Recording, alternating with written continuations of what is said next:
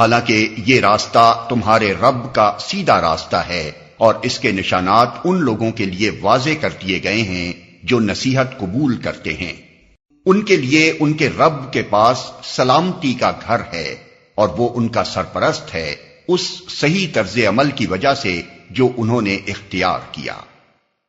جس روز اللہ ان سب لوگوں کو گھیر کر جمع کرے گا، اس روز وہ جنوں سے خطاب کر کے فرمائے گا، اے گروہ جن، تم نے تو نوع انسانی پر خوب ہاتھ صاف کیا۔